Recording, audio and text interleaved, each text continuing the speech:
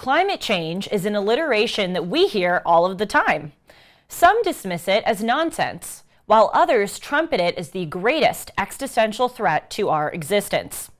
For all that it is talked about, how many of us can actually explain what CO2 or greenhouse gases or global warming really is? Today, I am pleased to welcome a guest in studio who has devoted his life to explaining these difficult and politicized subjects in an understandable and, dare I say, fun way. I'm Julie Hartman, and this is Timeless.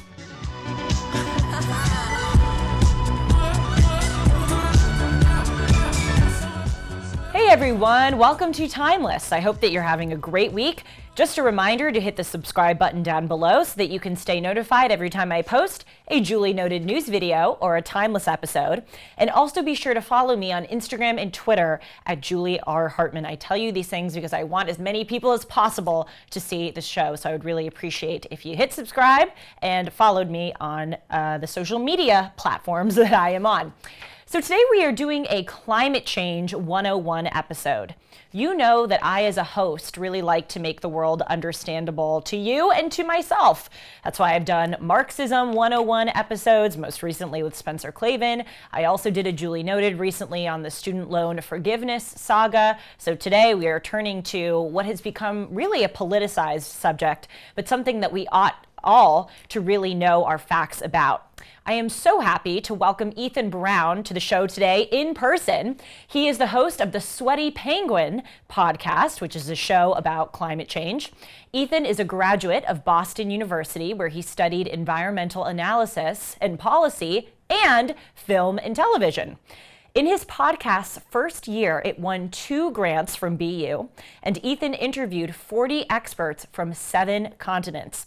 He says that he likes to use his past experience in comedy writing to communicate about environmental issues in an entertaining and less politicized way. In addition to the Sweaty Penguin podcast, thesweatypenguin.com is a website which has quizzes, columns, news articles, and other information about climate change. I have benefited hugely from the resources on that website, so I encourage you all to check it out. Hi, Ethan. Welcome to the show. Hi, Julie. Thanks for having me. So we were talking a little bit about before the show about how you got to do this podcast, starting it at BU. Can you tell the viewers about its inception? Yeah, so going back to high school, I found climate change really scary, really overwhelming, but not interesting. It was just a lot. And so I felt like it was really important, and going to school for film and television at the time, I wanted to have a story to tell if I was going to be a storyteller. So I started taking some environmental classes in college, and that was where I found out that climate change is so much more than just doom and gloom headlines. There's all these solutions, there's a lot of nuance to the issues, critical thinking, and at the same time I was running BU's satire publication, The Bunyan. I took it over just myself, grew it to 90 people in 2 years, and so learning how to do comedy about serious topics at the same time as I was learning about climate change, I felt like I wanted to put the two together. And come quarantine, when I finally had some free time, that's when the Sweaty Penguin was born. Well, I told you that my kind of trajectory to become a talk show host also happened during COVID. That's when I discovered Dennis Prager and had this kind of ideological awakening, if you will. And so seemingly for both of us, it appears that COVID might have been somewhat of a blessing because it put us on these paths. By the way, The Bunyan, sort of an interesting name. Yeah, it was the BU Onion. It was founded before I got there, but by the time I took it over, everyone had kind of dispersed, and I was a freshman, and they were like, hey, take it. So I did, and it was an amazing experience. Well, I'm glad you clarified that it was the BU Onion, because my brain went to foot bunions. Oh, well, our logo is a foot. So. Oh, really? I was like, that is sort of a bizarre name. Once they were put together, they ran right with it. I guess it's an apt name, though, for a satire magazine. So that's very cool. And so I told you also before the interview, and I want to tell it to the audience, that I do not consider myself to be particularly well versed when it comes to climate change. And honestly, I've kind of avoided it because I just hear so many conflicting sources of data and messaging. As I said in the introduction, some say it's not a big deal, some say it's the biggest deal, and I've kind of stayed away from it, but we really all should understand these basics. So I want to keep it basic today. As I said, 101. Awesome. You can take it to 501, but my job is to keep it 101. So to start with, a seemingly obvious question. What is climate change? How do you define it? So climate change is the fact that it's in the name, the climate is changing, but really what we're concerned about is the fact that average temperatures on the planet have been rising since pre-industrial times. That is due to the fact, largely due to fossil fuel combustion. So coal, oil, natural gas, these things emit carbon dioxide when we burn them. Mm-hmm. Carbon dioxide is a greenhouse gas. So what that means is the chemicals themselves, when solar radiation hits it, they bounce around in a way that stores energy. It sort of creates a blanket over the planet. There are other gases like methane and nitrous oxide that have that same effect. So we're emitting these gases, that's creating this changing climate. And we're not so much concerned about that 1.5 degree increase as we are what that means for extremes. We're seeing way hotter hot days, way colder cold days, worse hurricanes, worse floods, worse wildfires, etc. So that's creating a lot of problems around the world, and that's why this is a concern. So I can understand how if we're putting more CO2 into the atmosphere, it's warming up the planet. What I don't understand is what you said about how the hotter days are getting hotter, but the colder days are getting colder. How can that scientifically be explained, the cold days getting colder? So it depends on where it is, but one of the common factors is the Arctic is the fastest warming region in the world. And there exists a jet stream that sort of encircles the Arctic that separates the super cold air from there from the warmer air that we have here in the United States. As the Arctic gets warmer, the temperature difference between the Arctic and here is shrinking. So that causes that jet stream to start to wobble. And as a result, when we have those ridiculous cold waves in the winter where you see Texas getting snow or what have you, that's the jet stream buckling and falling under some of these places that normally would never see this Arctic air. So again, we're seeing record heat days, sometimes we're seeing record cold days, but that's all due to this same phenomenon. You know, I was driving to work, I think it was in January or February, and for those who don't know, we're here in Los Angeles, and specifically this studio is out in Glendale. And I was on the freeway and it started snowing. And I was looking around and I'm thinking, and it was funny because all the other drivers, we were all looking at each other like, are we nuts? Like, are we hallucinating, or are we really seeing snow?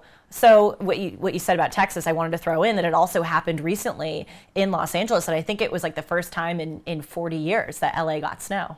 Yeah, and it was funny because I grew up in Connecticut. I went to college in Boston, so I'm very used to snowy winters. And then here, everyone was freaking out that it was snowing. And I was like, where I'm from, when it snows, we can see the snow.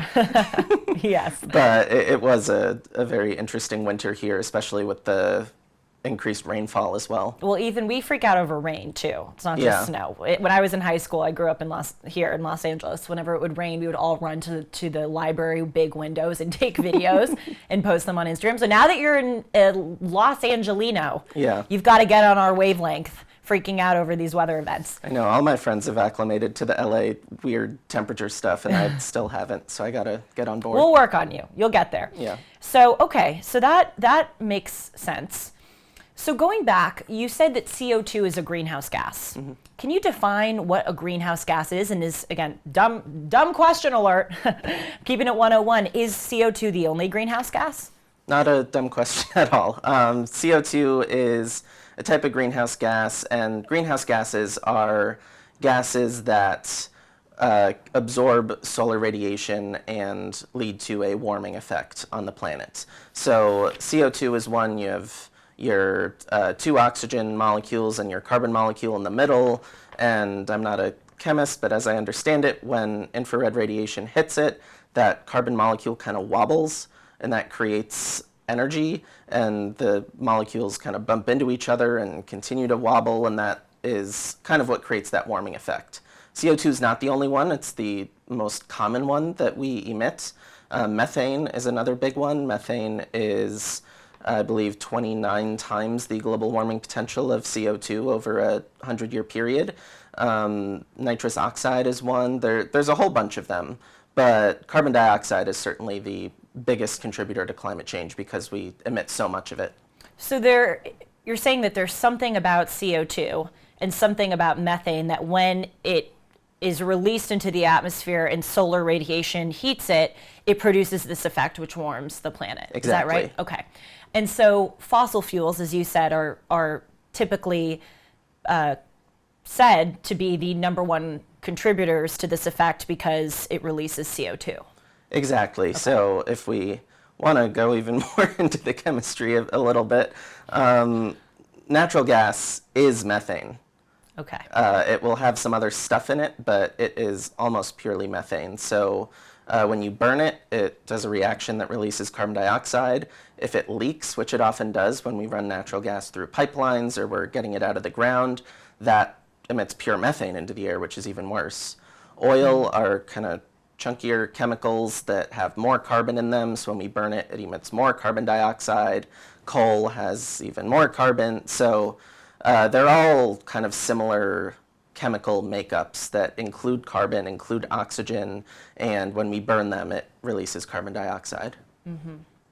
Okay, so you said a few minutes ago, and of course, correct me if I misheard or if I'm wrong, that the CO2 problem, if you will, really kind of got started in industrial times. Is that a correct? Yeah, it started assessment? in around the late 1800s when we started finding and burning fossil fuels. Right. So in my, albeit limited, research of climate change, my understanding was that the climate has been changing for thousands of years. And, you know, we hear about the Ice Age and we hear about periods of extreme warming. So would you mind giving me a synopsis of kind of the history of the entire world, like the history of climate up until the industrial times, and what was it about industrial times that changed that trajectory? Yeah, so climate has always changed, that is correct, and by the way, it's scientists who figured that out and are the same people concerned about climate today. The reason we can figure this out is because we can drill ice cores in Antarctica or Greenland or what have you, and you can actually see like each level of the ice core contains gas bubbles that you can extract, and you can see what is in it, and from there you can extrapolate what the temperature and what the conditions were like at that time. So that's one way. There's a few ways that paleoclimatologists do it. There have been certainly lots of ups and downs. The last ice age ended around 20,000 years ago, I believe. So it was kind of gradually cooling for tens of thousands of years. In more recent times, there was a slight blip of warming around medieval times, and then it kind of cooled during the Renaissance. People refer to the Little Ice Age as the Renaissance. And if you actually look at a map, this is interesting, but if you look at a graph of past climate, periods of history are often marked where climate changed. Wow. So like going from medieval times into the Renaissance, there was a cooling period. We just did an episode on environmental art where we were talking about how art changed as the climate changed. That's up my alley. I did a show recently on art. Yeah, and so the difference is around the late 1800s, when we started burning fossil fuels, we imprinted ourselves on this process. So the climate from then to now has been changing way faster than it has ever changed. And that's because we are affecting that process. We are putting all this carbon dioxide into the atmosphere. So there are natural variations, but what we're doing is a lot more significant than. And it's expediting the change process. Okay. So forgive me again if you've already said this, but I'm still a little confused why ice ages occurred.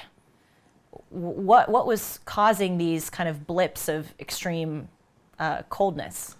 There can be a few explanations. One, which I think we're all familiar with, when the dinosaurs died due to the asteroid. That not only killed, I mean, in part why it killed the dinosaurs is it sent all this dust flying into the atmosphere, and the same way that carbon dioxide or methane or something will absorb solar radiation, that dust is reflecting solar radiation out. So the planet cooled, it creates an ice age, and that's why a whole bunch of life ceased to exist. So that's one explanation. It could be that. It could be volcanoes erupting ash that causes a cooling. I'm so sorry to interrupt you. How does ash cause cooling? It's, as I understand it, it's really just the way that the chemicals reflect solar radiation. Got it. And that still happens today too. Like often when a wildfire happens, it can emit a mix of ash and soot, and some of it might be warming and some of it might be cooling. So we have all these different things still going on. We're just creating all this carbon dioxide, and that's pushing it in the warming direction. So there's a lot of ways that the planet can naturally warm or cool. It can sometimes have to do with the sun, but really none of those factors are as significant as what we're doing today. So you don't anticipate that we will have another ice age because we are producing things like CO2, which absorb solar radiation and thus make the planet cooler instead of pushing away solar radiation and making it colder. Is that right? Yeah, exactly. Okay. Wow. I gotta say, I'm a little impressed with myself that I was able to just say that back to you. Yeah, you got it. Well, it's a credit to you because you make it very understandable. Well, thank you. Okay. So what you said really intrigued me, that these periods of extreme climate occurrences, if you will, seem to coincide with also historical occurrences. Do you think that's just a cosmic coincidence, or do you think might be a reason for that? I think that they're linked, and I'll give you the examples from our environmental art episode because I just found this so interesting. I talked about that ice age 20,000 years ago. This is like early humans. Going back to maybe like 40, 50, 60,000 years ago, if you look at cave art, tends to be just kind of handprints or whatever. As we go forward, we start to see them drawing animals. And then up to around 20,000 years ago, we start to see markings around the animals that people have figured out actually coincided with those animals' reproductive cycles. So people were actually trying to track when they were basically trying to figure out strategy for hunting. And that would be important because the climate was so much cooler, there would be less food available, so they'd need to come up with that.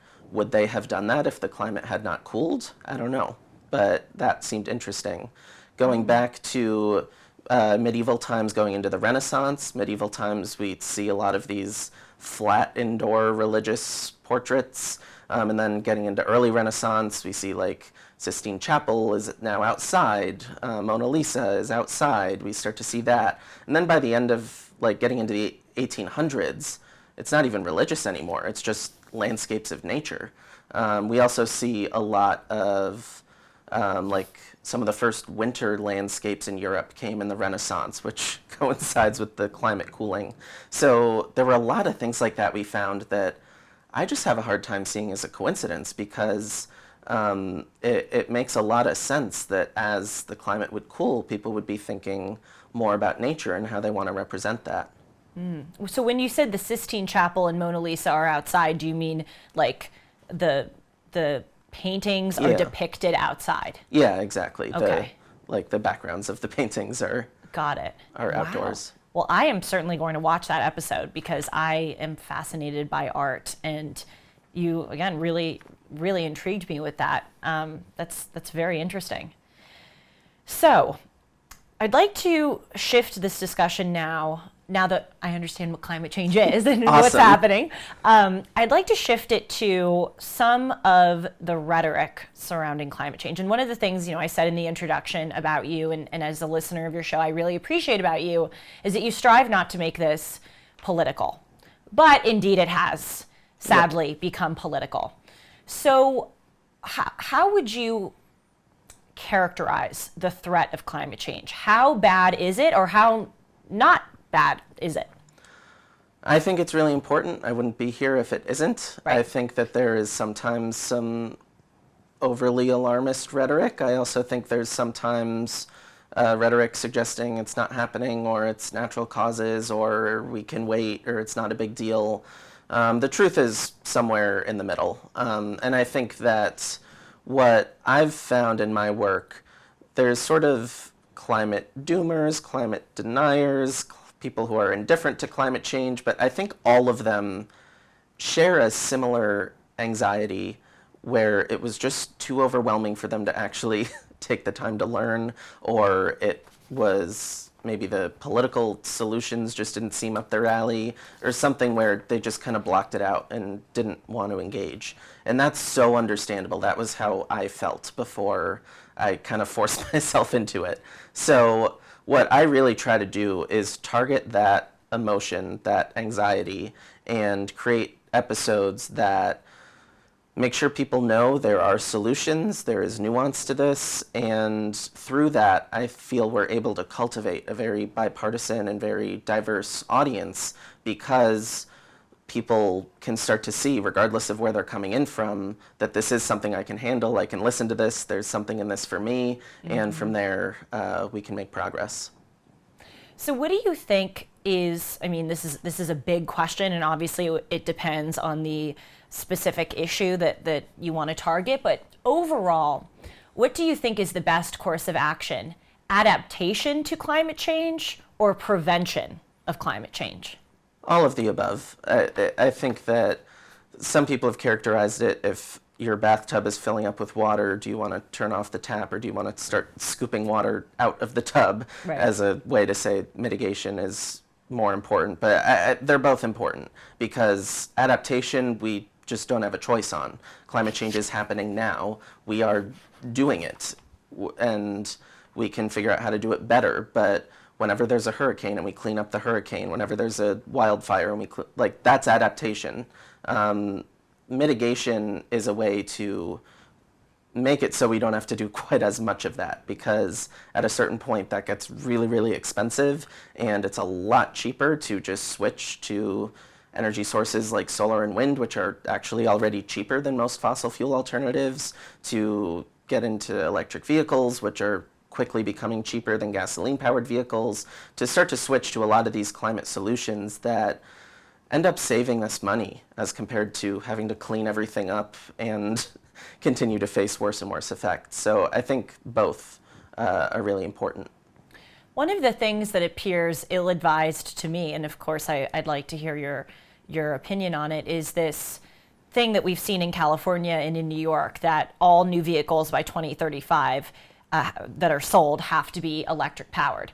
I am pro, figuring out solutions, looking at a long-term approach to maybe shifting from gas-powered vehicles to electric powered vehicles. We'll get more into that, because at least from what I've seen, I'm actually not totally convinced that will solve the problem of climate change, because it's still, you got to get the lithium for the batteries in the electric vehicles, and you got to mine for those, but we'll put that aside for a moment. But it seems that is a very expedited goal. And that we just right now, we do know this is a fact, that our electric grid cannot support a full-scale, rapid switch from gas-powered to electric-powered vehicles. So what is your opinion on these measures that we're seeing in California and New York? Yeah, I actually wrote an op-ed in the Orange County Register I believe it was in November, about this very issue in California.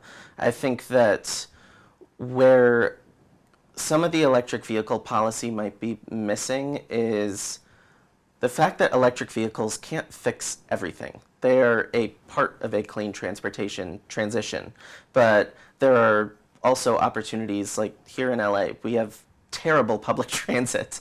I went to college in Boston. I was in New York a lot growing up. Here, everyone drives, and there's so much traffic. I used to live in Orange County. The I-5 South is the most congested roadway in the country. Drivers lose thousands of dollars a year of time they could have spent working, just sitting in traffic. So that, to me, is a big concern, and that's something electric vehicles can't fix. We also have, like you said, there's lithium, cobalt, manganese, all these minerals that have various issues with their mining. We just did an episode on electric vehicles where we literally went element by element and what the issues were. There's also issues of people having range anxiety where they're not sure how far their car can take them. There's issues of affordability. The sticker price is still a bit higher, even though maintenance and fuel prices would be lower. So all these different things are very true. What I would say, though, is electric vehicles have shown a lot of potential. There's a lot of solutions to these issues. The expert we interviewed on that episode is one of the people who's actually figuring out how to solve some of these issues relating to batteries, relating to charging. So I think there's opportunity, but I think there is also a challenge in the fact that we're trying to do this very quickly and we need to create the infrastructure to make that happen. And it can be done, but it has to be really, really well thought out. I appreciate what you just said about how electric vehicle conversion, if you will, is not the panacea. You know, it's not the thing that's going to solve all of this. And I think sometimes it's painted that way. And as you said, there are so many other problems pertaining to climate change. It sort of reminds me of, you know, I just did a show on affirmative action. And whether or not you are pro-affirmative action or anti-affirmative action, I dislike the rhetoric that we're seeing now where people are saying that the only solution to mitigating this huge disparity in educational outcomes for whites and blacks is at the college level. It's like, it's got to start a lot earlier. Again, whether you're pro or anti-affirmative action, I would hope we can all agree that really, I mean, we're seeing record low test scores across the board. Like, we got to go way earlier than college and rectify that in order to solve a lot of these educational issues. Anyway, I just wanted to draw that parallel because I think we live in a culture now where whether it's affirmative action, whether it's climate change, insert whatever, subject of the day, people tend to just reduce it to, here's the one and only solution. That's it. Yeah, as someone who does solutions journalism, I think a lot of people often mistake it for the headlines that are like, oh, this startup is going to save the world, when really solutions journalism is investigative journalism. We are trying to figure out what is working and what isn't working about these solutions. And what we especially like to do at the Sweaty Penguin is figure out what are the limitations and how can we overcome them. Mm-hmm. So with electric vehicles, talking about how can we make batteries how can we recycle batteries? How can we make them with different minerals? How can we mine the minerals more sustainably with range? How can we set up certain how do we get more charging stations? How do we make it easier for people to charge? How do we create grid capacity? So figuring out how do we solve the limitations of the solutions rather than just throw our hands up because they exist. Mm-hmm. I want to talk to you about another adaptive solution, which is carbon capture. But before I do that, I want to tell all of you about MyPillow.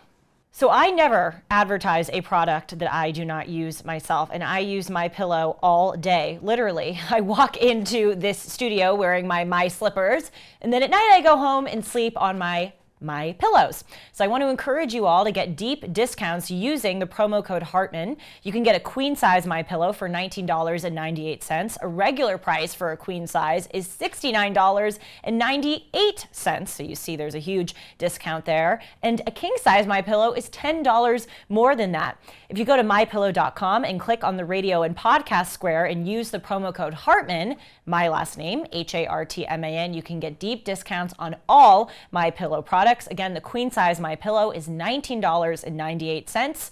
You can also call 1-800-566-6745. That's 1-800-566-6745 and use the promo code Hartman to get deep discounts on all of their great products. Okay, so carbon capture. Can you tell us what is carbon capture and is it effective? Yeah, so carbon capture is a broad category of technology, some man-made, some natural processes that are aimed to suck carbon dioxide out of the atmosphere and store it away. So we talked about how more carbon dioxide in the atmosphere creates that greenhouse effect and absorbs solar radiation. If you take it out, you are reversing that process. So that's the idea behind those solutions. Mm-hmm. Okay. Is it achievable to go in the carbon capture road? I mean, it honestly just seems really hard. Think about like going into the atmosphere, taking all the carbon. That seems kind of like a huge feat. to accomplish. Is it realistic? It's a piece of the puzzle, and it's a broad variety of solutions too, so we kind of have to look at them differently. For example, trees are carbon capture. Trees take carbon dioxide, convert it into oxygen. That's what plants do. The ocean absorbs carbon dioxide. When it does, it leads to some ocean acidification, so there are issues there, but that's a natural process that is happening whether we like it or not. So a lot of carbon capture solutions are just things that exist and things we can find ways to accelerate. But there's also a lot of man-made carbon capture ideas. So things like scrubbers, if you go to a coal plant or a gas plant, you can try to go to the smokestacks and capture the smoke as opposed to just letting it out into the atmosphere. That can be a big help. If we talk about direct air capture, that's where we start to get very expensive, but you can actually set up these giant, they look like just giant fans, and you can like run air through them and it will kind of sort through and take out the carbon. The problem is our atmosphere is like 420 parts per million of carbon dioxide. So even though that's a lot in terms of climate change, that's very little in terms of a machine having to find the needles in the haystack. So depending on what the solution is, it can either be really expensive or it can be something natural that we already do. So we want to figure out which of these solutions are the most viable and compare them against other solutions. Like transitioning to cleaner energy is typically a lot cheaper than continuing to use fossil fuels with carbon capture, but some combination ultimately could be most effective. So planting more trees is a method of carbon capture. Yep. That's cool. Yeah. I'm going to go plant some trees. Yeah, and things like seagrass and mangroves and salt marshes, a lot of these types of ecosystems, which are often on coasts, are way more effective at storing carbon than even a forest because I guess the way that the plants work, they're able to suck in and get a lot more carbon underground. So we've explored a lot of those ecosystems as well. I'd encourage people to check out those episodes. I'd also like to ask you about nuclear power. That's one of that issue alone is as politicized as climate change itself. Can you explain, again, keeping it 101, what is nuclear power and is it a good source of energy? Yeah, so nuclear fission, which is what most of us are referring to, is a process where I believe it's uranium that we're splitting up into different chemicals, and that reaction produces energy. And so we create a nuclear reactor, we can do this reaction, and it is very, very effective at creating energy.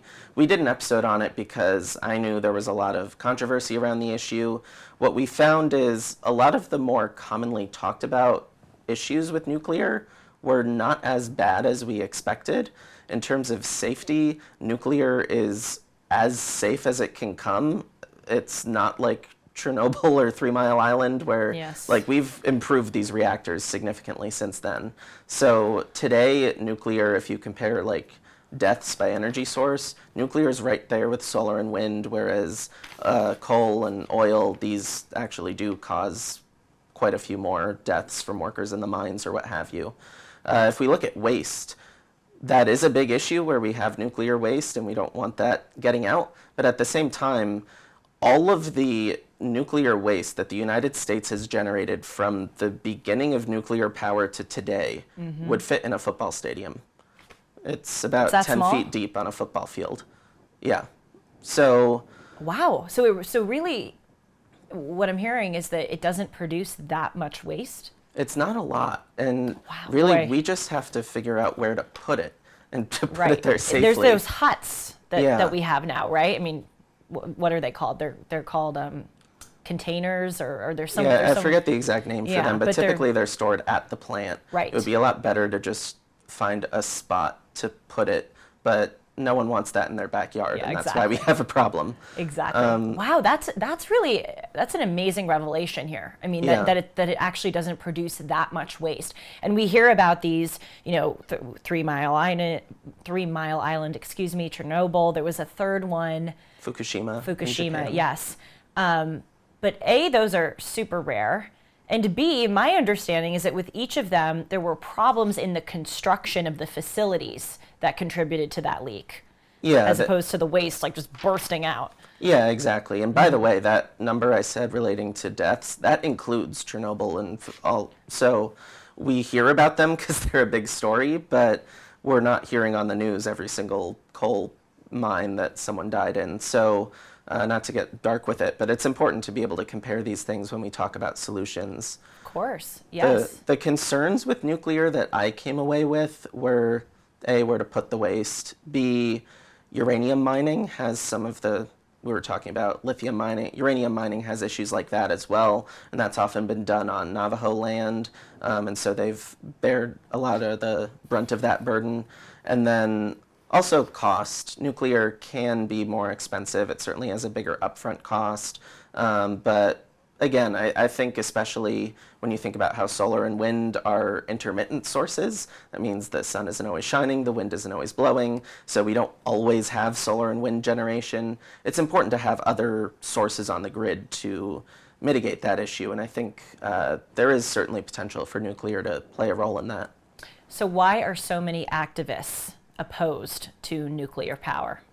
You'd have to ask them. I think that there is genuine fear around some of those big disasters that we hear about. I think that that waste issue is something a lot of people are concerned about. I didn't know the scope of it until we had on our expert who explained that. But yeah, there's a variety of reasons why people might be concerned, similar to any energy source, and some are more warranted than others, but no energy source is perfect. What we have to figure out is how can we create the best combination of energy sources to address climate change and create cheap and affordable energy for people.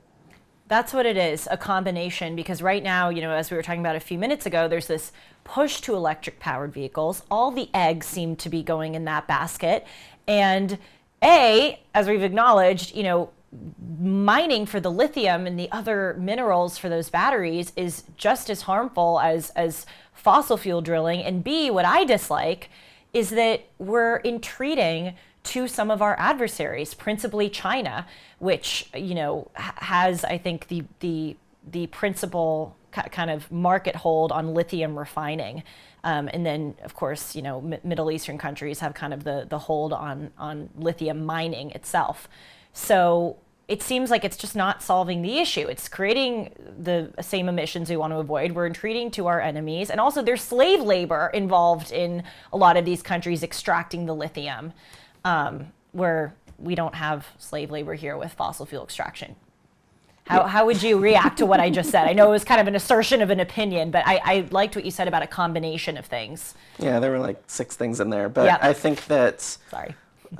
lithium mining is not creating carbon emissions to the degree that fossil fuel extraction does. Is it not? There are genuine issues with it related to water availability, related to slave labor is a big issue with cobalt in the Democratic Republic of Congo, certainly in China where a lot of these minerals are refined. There is an issue with Uyghur Muslims in the western portion of China who are being coerced into labor. So there are genuinely issues like that. I think as the US, first off, we can do some of that mining here and we can do it sustainably.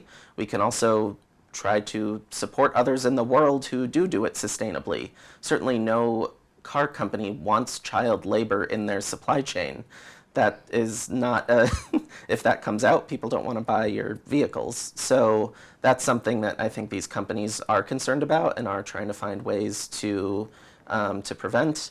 And then with just the issues of like US versus other countries, I think for us to talk the talk, we also have to walk the walk. If we do things right, then we can assert leadership on the global stage as to how to do things correctly. But it starts with us, and it's not a sacrifice like people make it out to be.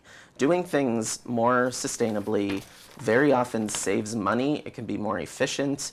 Certainly transitioning to a lot of these cleaner energy sources saves money, reduces volatility, creates more energy independence. So there's a lot of reasons why we can implement these solutions here, find success here, and then show the rest of the world why that's a good thing. I agree with you that we have to be a leader, and that's what's characterized the United States and many other arenas beyond climate change, is kind of showing the way. What I dislike right now is that we seem to going in such a rapid barreling direction in a way that may be unsustainable. Principal example is this shift to electric powered vehicles. And I fear that we are harming ourselves with this perhaps well-intentioned but way too fast move, and then we're letting the main, emitters like China and India and Brazil get away with murder. So I think we have to balance the leadership with also protecting our own interests and holding them accountable. I think part of why it feels that way is feels what way? I just want to like it's barreling so quickly. Oh, okay. Is it's been very poorly communicated what we've accomplished to this point. From 2005 to 2019, the US's carbon emissions dropped by about 16%. If we did nothing else, they would continue to drop just due to free markets, renewable energy technology, improving all these different things. As we implement policy, we can accelerate that at the pace that we need to, but that's happening naturally. Similarly, around the world, the International Energy Agency is already seeing that coal, oil, and gas are going to naturally hit peaks in demand in the next 10 years or so, just due to markets. So a lot of this feels quick, but it's in part because it's happening on its own. And we can move it along because it's coming whether we like it or not. We might as well also solve climate change and save ourselves money down the road. But I know that times of change can be overwhelming for people, and that's so valid. But it's happening, and it's been happening. And I think it's a lot easier to mentally kind of jump on that moving train than a train that's standing still. On the issue of holding other countries accountable, that's also really important. That's why we have the UN climate process. That's why we try to negotiate these things with other countries, because we do have to do it all together. Again, I think showing the way here, but also encouraging other countries when they do good things. I know some of these countries have put out carbon emissions goals. It was at the last UN climate conference that India was the one that came in and proposed a agreement to phase out all fossil fuels around the world. China just hosted the UN Biodiversity Conference in December. So the countries they're not doing everything right, but they're doing some things that I think we may miss. And if we thumbs up those things and we point out the things that aren't working, I think we can do this together. Maybe I'm just a pessimist, Ethan, but I don't think China hosting a conference is that means that they're going to change anything. I mean, no, that's just one example, right, though. Right. I hear you. But it appears that China and India and many of these countries smile and nod and go, yeah, we'll do that, and then their actions indicate otherwise. Yeah, but I believe currently China is on track to peak their emissions in the next 10 years or so. They've said they want to be carbon neutral by 2060. We'll see if that happens. But certainly there's reason to think that at least the incentives for them should be to make this transition. Whether they do or not, we'll see, and we can be a part of that. But yeah. One thing I did read is that China is moving more towards selling EVs in their own countries with their own local car manufacturers. So yeah, right now in terms of solar manufacturing, EV battery manufacturing, China has been the leader, and that's something that the U.S. may want to get in on. But that's one example again where China, and I think for them they just see it as a economic opportunity in a number of ways. But regardless of the reasoning, it's good if we have more of that technology. Mm-hmm. Well, we are out of time, unfortunately, but I have learned so much this episode, and I really appreciate your coming on. And if there's any episode that you would want people at home to watch, you've mentioned the art one, you've mentioned the electric powered vehicles one. Is there another that you may want to shout out that we should all check out? Ooh, that's tough to pick one, but I think your favorite child. Yeah, it is. I'll say first off, we just did an episode on permitting, which is a big issue, especially this summer coming into. I think there's a lot of opportunity for common ground on this issue in Congress, so I hope people can learn about that. The other thing we've done about 11 episodes on carbon bombs, which are fossil fuel projects around the world that would emit over 1 billion tons of carbon dioxide. For context, in 2019, the entire world emitted 59 billion tons. So 1 billion out of one project is a really big deal. So we've been going kind of one by one, looking at these projects, looking at these regions, and figuring out what's a viable path forward, what are some of the local issues going on, what do people in the community think, and how can we move forward. So I've really enjoyed taking those issues and actually looking at them from a more critical thinking, nuanced point of view, so I hope people check those out. I certainly will. Thank you so much for coming on. Thank you so much for having me. And thanks to all of you for watching. A reminder to hit the subscribe button down below so that you can stay notified with each new episode that comes out. And I look forward to seeing you soon. Take care.